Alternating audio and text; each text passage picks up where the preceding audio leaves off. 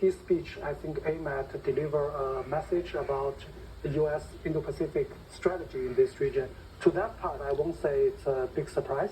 Of course, before the speech, I was also wondering what kind of message he would deliver, and he basically say something not very surprising. Basically, the U.S. will be here and working with allies, and also China is our main rival, this kind of thing. So that's not a surprise, but in terms of the part that he targeting at China, that's something I would say a little bit surprised. Of course, I expected him criticizing China. That's something quite natural, from our perspective. But I think he gave quite a lengthy criticism on China and named China so explicitly, and try to criticize China and call China communist China, using that kind of very ideological term, and try to divide China with the neighboring countries in Asia Pacific.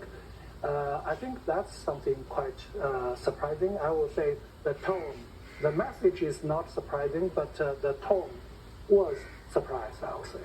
We heard that question from the Chinese delegate, but beyond that, we haven't heard, at least in the media and the public sphere, a reaction from the Chinese delegation. Mm-hmm. How do you think this message may be received by Beijing?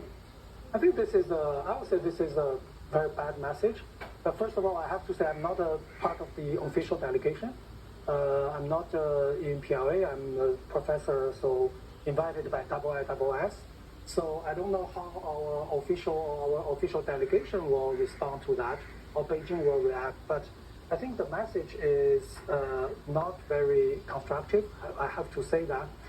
China, U.S., the two countries are engaging in trade and tariff negotiation currently. This is a very critical process.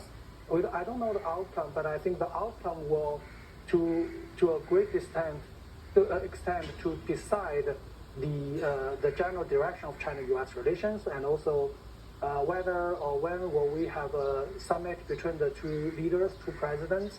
And at that level, I think the two leaders will decide the general tone of China-U.S. relations.